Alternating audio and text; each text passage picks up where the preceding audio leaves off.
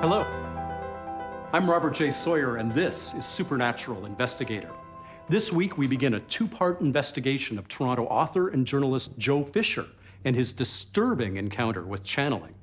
Trance channelers believe that wisdom and guidance can come from the spirits of the dead.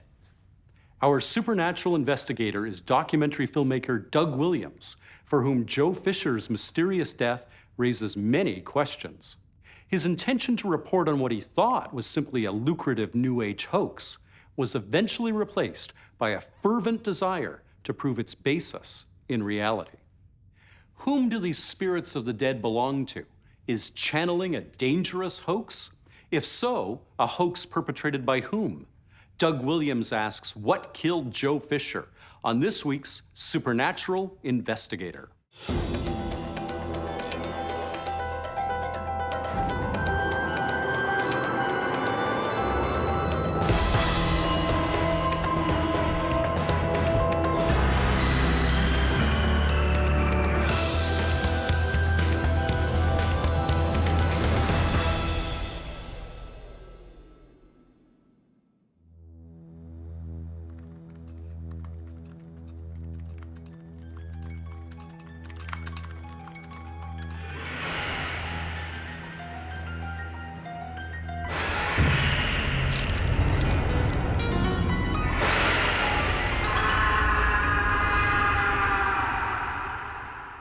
My name is Doug Williams. These boxes contain the Joe Fisher Archive at the University of Manitoba and constitute an extraordinary record of one man's struggle to reveal and explain the spiritual nature of death. Born in Bristol in 1947, Joe Fisher became the youngest news editor in England at age 22, and a few years later he was Toronto's top crime reporter, breaking some of the city's most sensational stories. Joe Fisher and I met when he was at the Toronto Sun. I was his editor, and we did a news magazine together, and he was one of my best writers. You never got the sense when you were reading anything that he was struggling with a thought. It was just so clearly put. He was perhaps one of the first, shall we say, metaphysical journalists, or journalists who investigated metaphysics. Joe was, all his life, fascinated, even obsessed with what happens to us after we die. How do you describe yourself? Well, I'm a writer, Tom. I mean, I look at and investigate the paranormal, the supernatural, call it what you will. But first and foremost, I'm a writer. Joe Fisher's interest in the paranormal and reincarnation followed a painful break with his parents' Christian fundamentalism. My father is a retired Baptist minister, and my mother has psychic ability, but she's now a Jehovah's Witness. And so the fundamentalist Christianity and the psychic seem to be at war within my family. And they're still at war because my parents don't like what I do. He was rebelling against his parents' religion, that he was really angry at their Christian fundamentalism. And I think in a way he was on a quest, but oddly, he was on a quest to debunk as opposed to a quest for the truth. He wanted to expose lies. He was a ruthless investigator who adored the quest for the unknown. Joe had a tendency towards the dark side. He was fascinated by the dark side, sort of titillated by the occult, by that which was unseen and a little bit dangerous. Published in 22 languages, Joe wrote 8 books in all and sold over 1 million copies. One of them, The Case for Reincarnation, boasted a preface by the Dalai Lama. He sold his books. He was a publisher's delight. He was a really weathered media figure, and he was great at it.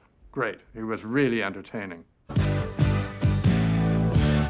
When we talk about the subject of reincarnation, of course, Shirley MacLaine's name comes up, and it's given the subject real prominence. That's going to be our subject today, as I have as my guest Joe Fisher. He's the author of a number of books dealing with the area. Picking up the title of your book, The Case for Reincarnation, what is it? There's lots of evidence, and if we go back to the ancient times, we can see reincarnation in pretty well all the major religions. Young children will talk about previous lives between the ages of 2 and 8 very often. Well, what did you have to work on in this incarnation? Well, I think I had to work on bringing out the message of reincarnation to the public, which is why I'm sitting in this chair today. On its surface, Joe's fate was inextricably bound up with the New Age movement. It combined Hinduism, Tibetan Buddhism, Gnosticism, and Western shamanism. A soothing cultural hybrid, ideal for the yuppie consumer. Yeah, because Eastern religions are very, very appealing to the intellect. They really allow us to calm our minds down if we've been raised by fundamentalists. Then trance channeling, the practice of speaking to spirits of the dead through a medium, took the New Age movement by storm. There's a kind of psychic glamour to it, and people get caught up in the, oh, it's very exciting, and isn't this fantastic, and it's actually happening. And of course, it's mesmerizing. I mean, on a very basic level, we are all fascinated with the possibility of ghosts. Why would anyone want to speak to the dead? Well, perhaps we'd get answers to life's most troubling questions. In Joe's case, he wanted proof of reincarnation, of the reality of past lives, proof that he had lived before. Hi, Joe. Oh, everybody, it's Joe Fisher. Would you like to know the name of your spirit guide, Joe Fisher? To Joe's astonishment, someone stepped forward to furnish that proof.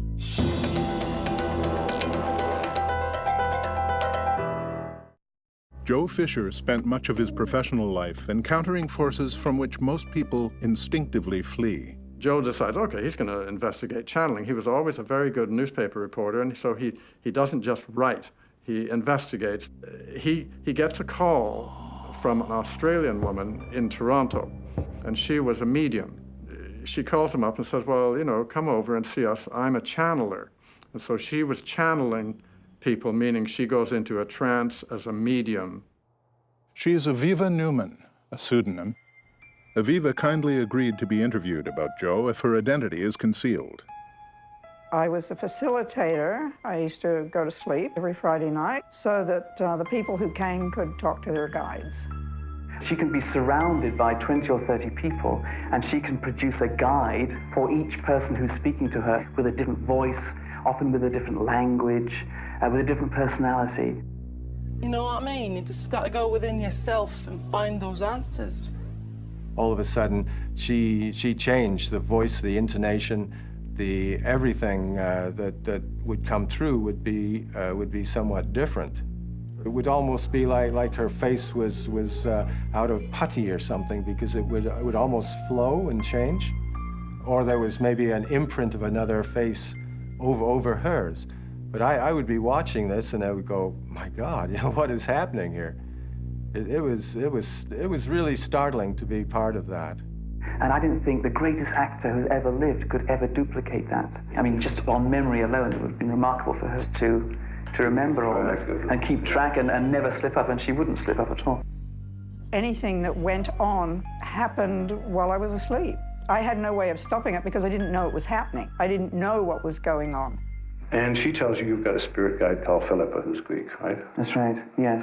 Well, she went into trance, and a male voice, spoke through her. Would you like to know the name of your spirit guide, Joe Fisher? Yes, of course I would. Well, her name's Philippa. She lived in Greece between the years 1718 and 1781.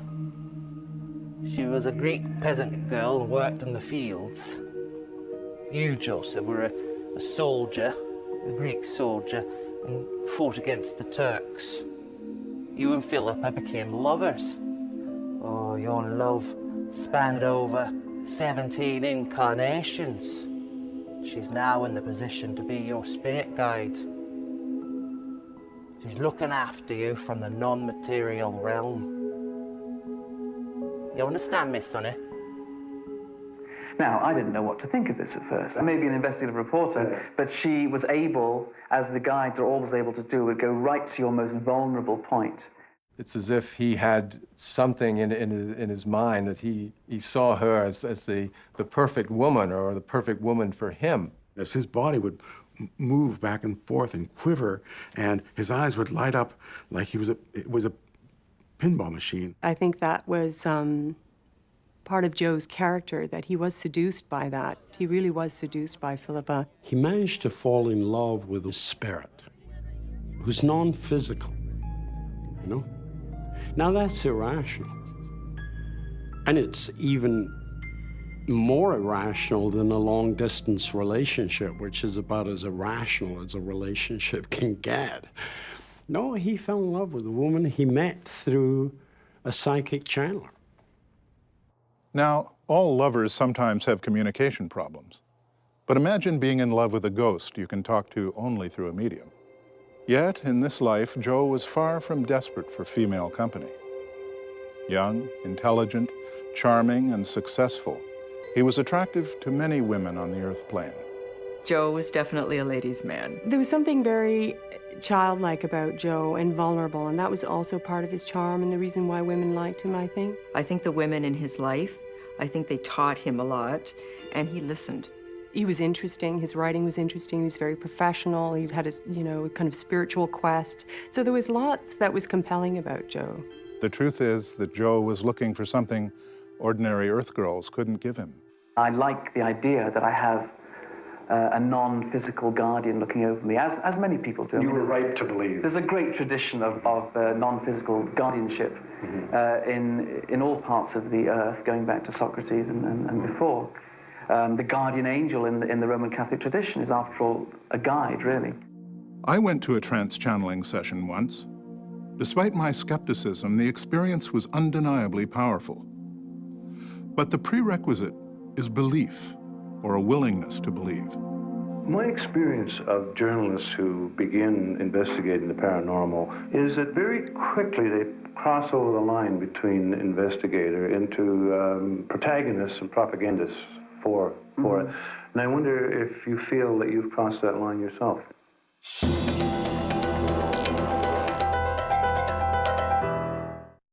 Is channeling real or hoax?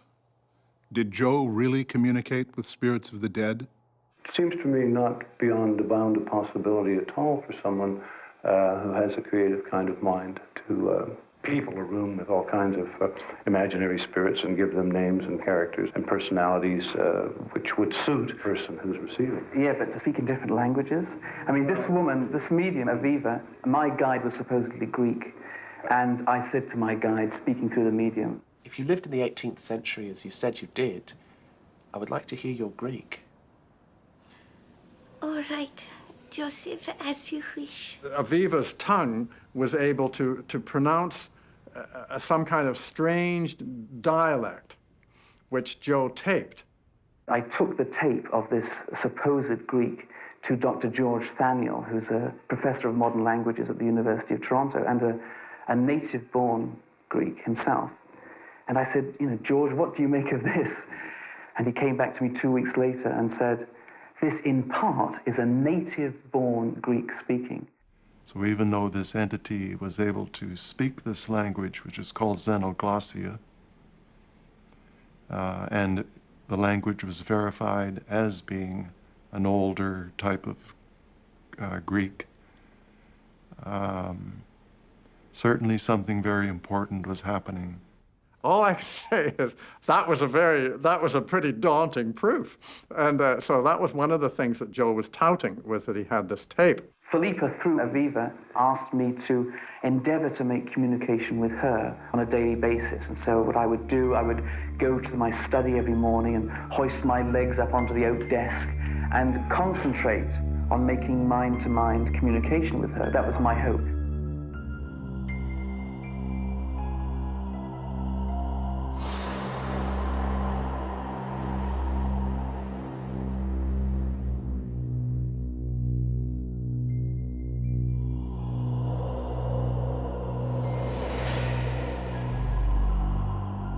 My response was to weep. I just broke down and I wept for several minutes. So this was some connection I was making at a deep emotional level.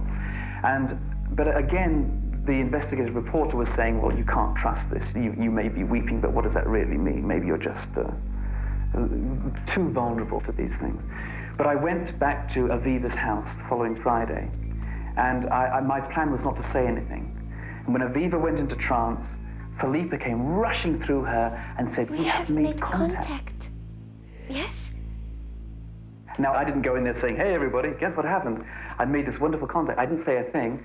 Philippa was the one who came through to say what had happened, and nobody else in that room knew. So again, that was another brick in the wall of evidence that something remarkable was happening here.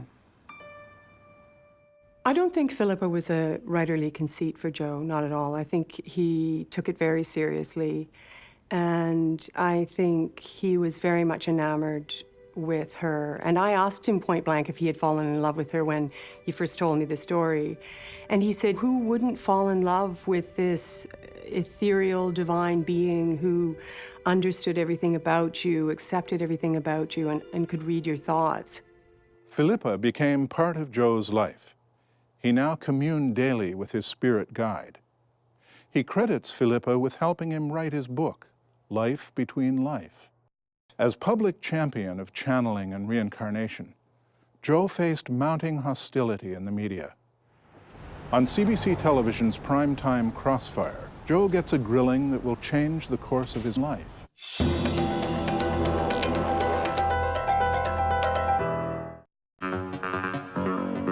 Good evening.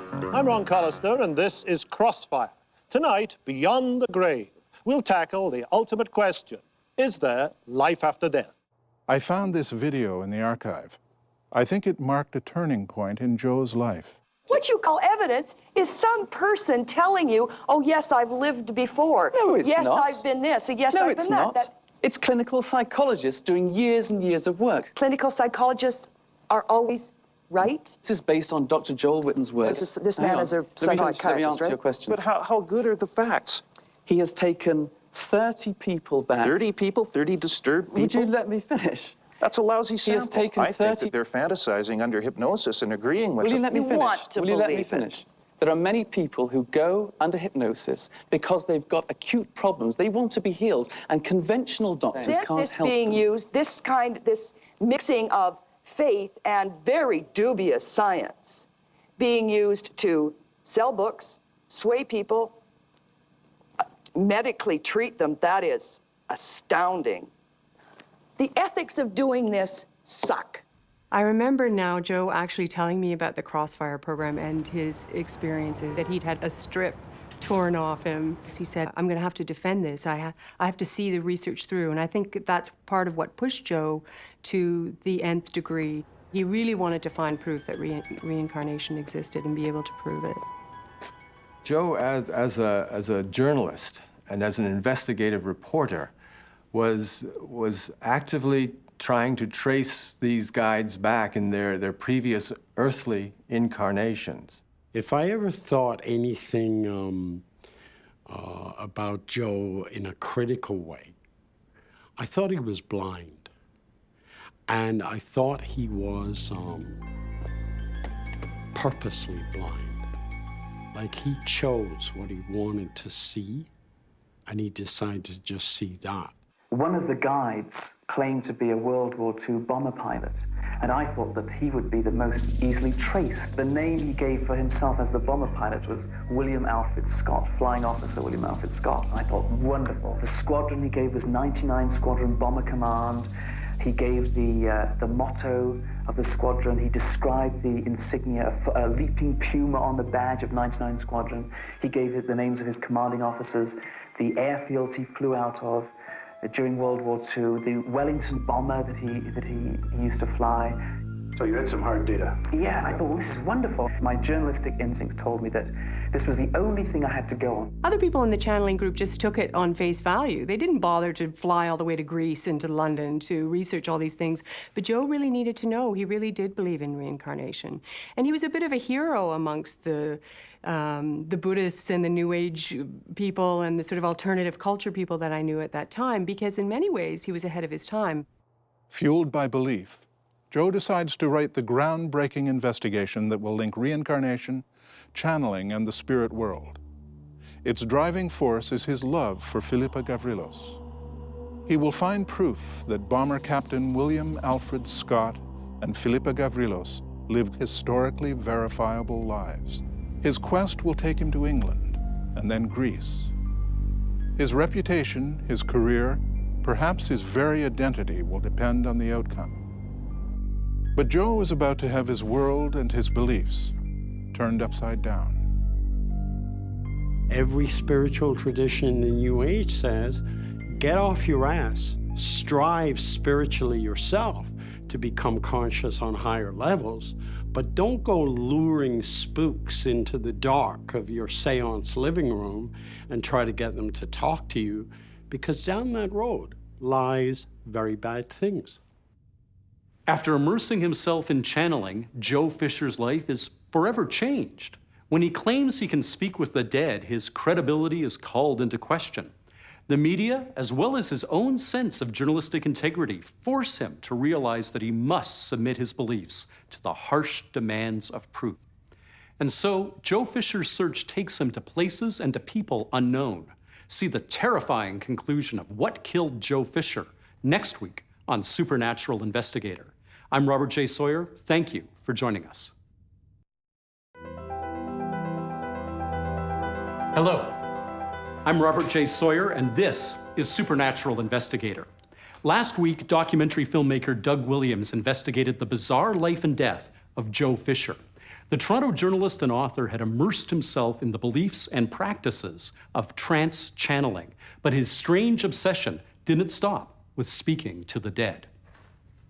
Joe fell in love with Philippa, a spirit who claims they were lovers in a past life. Attacked by a skeptical media, Joe Fisher traveled to Europe in search of the proof he needed to make his case for channeling. But when his discoveries changed him from believer back into investigative reporter, the spirit world fought back. Now, the terrifying conclusion of what killed Joe Fisher on Supernatural Investigator.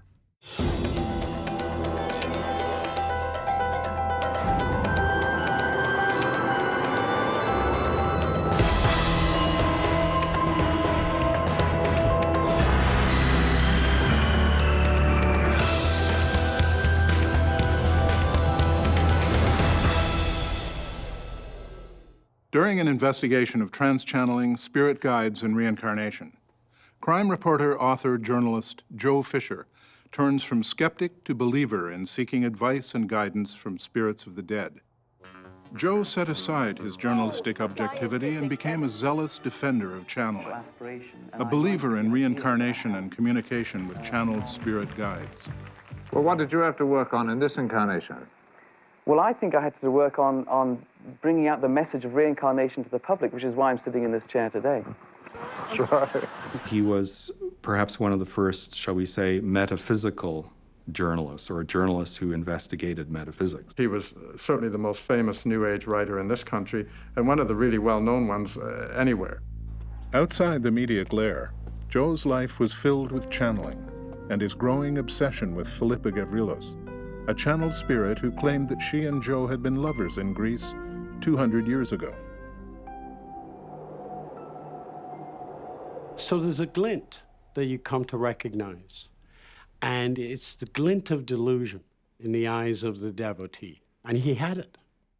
But as Joe becomes publicly associated with the occult, the media turns hostile. I'm pointing to very hard evidence. There is nothing what you call evidence to accept or reject that. No, but what you call evidence, is some person telling you, oh yes, I've lived before. Joe's chosen path had led him here, to humiliation while pleading his case to professional cynics on the CBC. I remember now Joe actually telling me about the Crossfire program, and he said, I'm going to have to defend this. I have to see the research through. Fueled by belief, Joe decides to write the groundbreaking investigation that will link reincarnation, channeling, and the spirit world. You were talking about a specific guide out of all of these groups of guides. Yes, but the name he gave for himself as the bomber pilot was William Alfred Scott, Flying Officer William Alfred Scott. And I thought, wonderful. Now, yes, a name. The squadron he gave was 99 Squadron Bomber Command. He described the insignia, a leaping puma on the badge of 99 Squadron. He gave the motto of the squadron. He gave it the names of his commanding officers, the airfields he flew out of, during World War II, the Wellington bomber that he used to fly. So you had some hard data. Yeah, and I thought, well, this is wonderful, and I encouraged him. I said, I want to go looking for you in the record books. I said, if I can find evidence, of hard evidence of what you're saying in the record books, then I'll know that you are who you say you are. And so, naturally, Joe, being an investigative reporter, visited the British War Museum, and sure enough, there was such bomber with the serial number, but there was no such airman ever of that name. He did all this work, he's working on the book, and all of a sudden, he goes on this trip, and he finds that these spirits who have allegedly been speaking to him through the medium have been lying. Although most of the evidence I was given, most of the details could be confirmed, Flying Officer William Alfred Scott could not be found in the record books. Despite his failure to find proof of William Alfred Scott's existence, Joe was certain that Philippa would not betray him.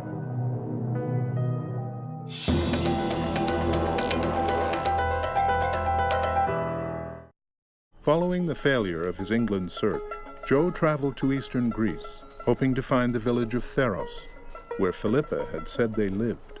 There he would find the proof in local archives, ruins, or mausoleums of the life they had once shared. Balakalo. May I help you, sir? Yes, please. I'm looking for the village of Theros. It's near here, I'm sure. Theros? I'm living so many years here, but no Theros. What about Gavrilos? I'm looking for a family by the name of Gavrilos. Philippa Gavrilos. Gavrilos? Ούτε ακουστά Gavrilos, όχι. I'm sorry, sir. Here is no Gavrilos, no Theros. What lies in that direction? That direction is the same direction as all the other direction. Olive tree and gods. This is the Greece, my friend. He really wanted to know, was it real or was it not? And I think on some level he really needed it to be real. He really needed Philippa to be real. He needed to believe that there was some spiritual truth in the world, I think. Perhaps a different truth, a better truth than what his parents had told him. He was obsessed with this Philippa, this person that some people will say never existed. Philippa?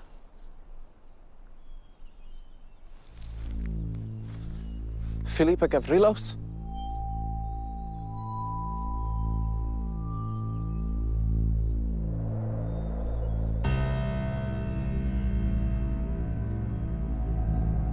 Joe knew then that it was all a hoax. Philippa and Theros, their lives together, their tenderness. None of it existed, nor had it ever. Joe gives me a call. He's out there somewhere in the wilderness of Greece or that part of the world, and he said, "You're right. It's not true." I met with Joe after he came back from Greece after that phone call. I would have to say he was absolutely devastated. He was just overwhelmed with sort of sorrow. This was such a betrayal. So the fact you could find no living record of her or memory doesn't surprise me at all. It was like looking for the proverbial invisible needle in a haystack.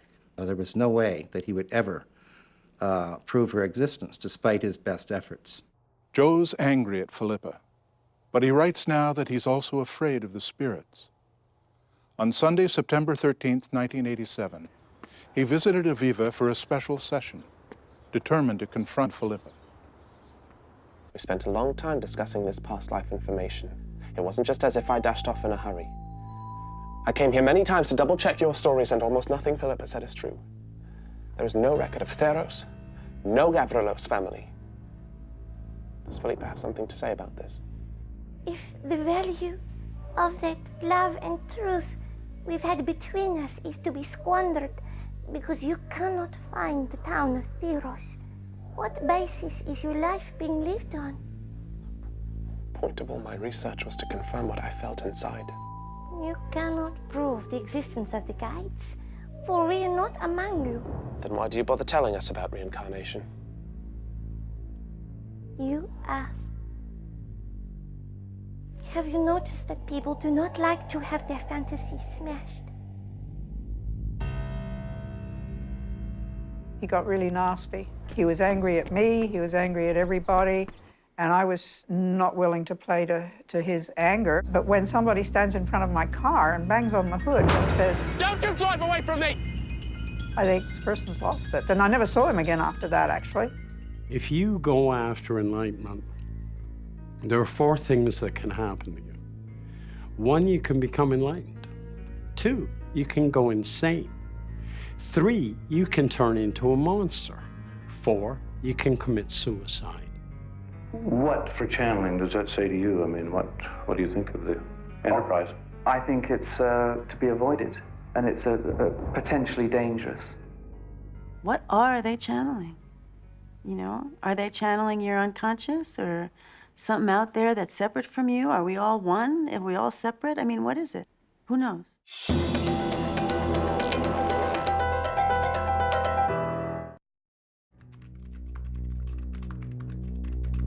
Joe would write in Hungry Ghosts, "I blamed myself incessantly. Self-loathing clung to every minute of every day. I knew I'd have to scrap my book on our so-called allies in the next dimension." Now he's writing a book in which his initial hypothesis, everything had been geared to something, has turned out to be false. But not entirely false, you see, because there's something out there.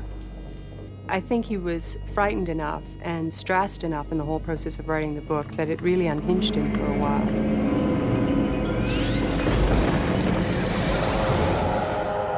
Joe warned the world with the publication of Hungry Ghosts, but that's not the end of the story. What it all meant was that at the end of the day, Joe Fischer is sure that there are some kind of spiritual constellations, hungry ghosts, as he's calling them. That's a Tibetan term.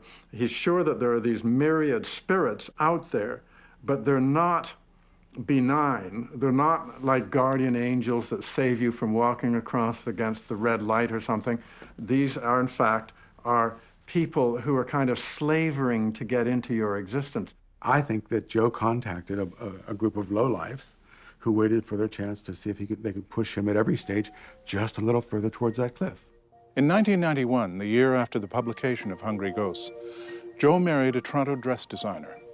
They moved into an ancient farmhouse near Fergus, Ontario, where Joe would write. But suddenly, Joe's life spiraled downwards. And creeping in with the terrors of the night, Joe fears that he's made implacable enemies in the realm of spirits.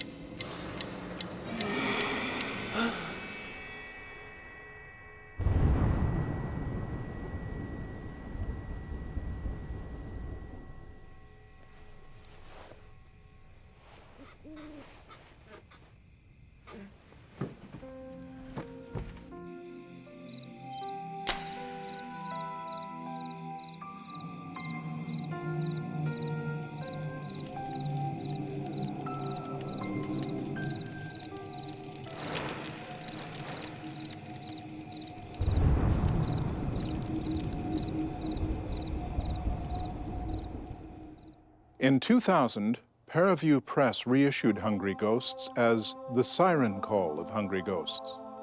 The Siren Call refers to demonic women in Greek mythology who lure men to death with an irresistible song.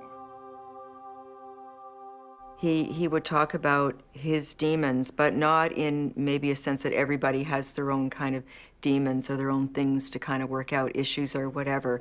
He did speak about these demons as though they were entities outside of himself that were manipulating him. Hollywood optioned Hungry Ghosts and hired Joe to write a screenplay. It was never produced. He found a job teaching writing, but then his marriage collapsed. He suffered a paralyzing back injury that brought a sudden end to his athletic lifestyle. In his mind, vengeful demons had conspired to nudge him prematurely towards failure, old age, poverty, and anonymity. I believe that his circumstances, physical, financial, and emotional, were what drove him over the edge. Everything was going downhill. He started talking about all the things that did not seem to be working in his life, and he was becoming more and more confused. Joe's consumption of an antidepressant became increasingly alarming to his friends. Among the listed effects of the medication are anxiety, nightmares, delusions, and attempted suicide.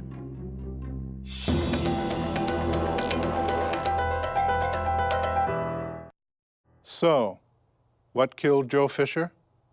Everything and nothing. Surely, I thought, the answer lies somewhere in these pages. Then I turned to the beginning, to Joe's dedication. It reads, "To my dear mother, Monica, who has always insisted that demons do exist. You've probably heard the Jesuits have a saying, 'Give me a child until he is 7 and I will give you the man.' Did the idea of demons lay the foundation for Joe's beliefs and even his fate?" In March 2001, Joe and Dr. Joel Witten agreed to collaborate on a new book, The Dark Night of the Soul. This is the last known video of Joe Fisher. Perhaps the greatest or most obvious example of Dark Night of the Soul could be Jesus Christ on the cross crying out, my God, why hast thou forsaken me?" In a sense, it's a time when we're all on the cross in our lives, where everything seems hopeless, there seems no way out. As he was terrified of getting older, he was dead broke, and the book that we were working on wouldn't see any monies coming in for upwards of a year. There's a saying that says, life's a bitch and then you die. Well, we trust that this book is going to give the lie to that blinkered perspective, explaining why people's lives are, and indeed must be, filled with difficulty. Because this is how we grow. This is how our destiny is achieved. This is how we climb the metaphorical mountain of consciousness, leading to cosmic consciousness. I feel awed by how difficult his life must have been. One of the things that stands out in Joe's chart is that it looks like he was tyrannized. From a very young age, there was like a shadow or some kind of very powerful energies around him that made him feel powerless right from the beginning. On the morning of May 9th, 2001, 2 hikers found a body in the Grand River at the bottom of Elora Gorge. It was identified as Joe Fisher. What killed Joe Fisher? I think the simplest answer and what comes to mind would be grief. I don't think he ever recovered from it. The belief system that he had, and it came down to him from his mother, was that demons do exist. My own belief system, I would agree with him. Wherever there's light, there's darkness. Wherever there are angels, there are demons. Because everything in existence is a balance and has its counterpoint. So I would say that he drifted over to the dark side and could not find his way back. Maybe at that point, Joe decided that his life was just so crappy. He was in pain, he was in debt. He realized that his relationships hadn't been good, and he just decided, okay, it ends here. But it didn't end there. There are 2 mysterious details from the police accident report. This skid mark, perhaps made by Joe, who fought being pushed over the edge, was noted by the police investigators. Its cause was listed as unexplained. It wasn't a clean jump. It seemed that there was some kind of a sliding motion, or there were prints that seemed to be left. And I think it was the broken branches that made people wonder. Joe did express to me that he felt haunted by dark forces. I don't know if he was actually possessed when he killed himself.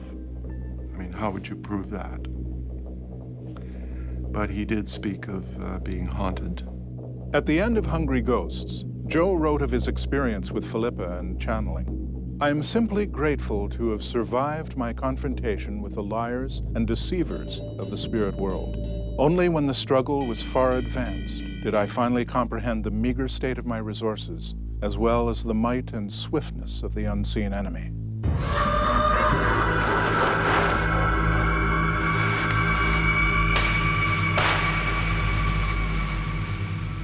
Few of us have that kind of life.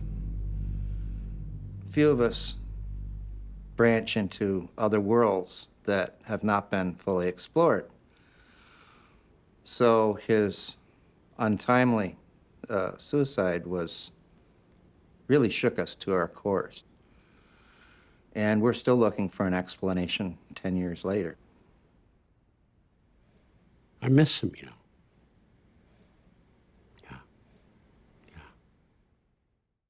It's impossible for us to know for sure what killed Joe Fisher. Loss of youth, divorce, unemployment, early success and later failure, antidepressants, or his beliefs. Perhaps we'd all feel better if we called Joe's story of Hungry Ghosts a hoax. But it would be unfair not to give Joe himself the last word. I must make this point before this show closes, is that death is like a homecoming. It's birth that's the difficult thing. You know, the Druids used to have a huge party when someone died, and they used to weep when a baby was born. Why? Because they knew that when you come into this earth, this is where the suffering starts. From childhood, Joe Fisher's mother taught him that demons exist. Throughout his spiritual odyssey, from Christian fundamentalism to Tibetan Buddhism to complete disillusionment, Fisher never shook his belief in demons and the world of suffering that they can inflict on all of us. Belief kills thousands in this world each day. Did Joe Fisher's deepest beliefs lead to his untimely demise? We investigate, you decide. I'm Robert J. Sawyer. Thank you for joining us on Supernatural Investigator.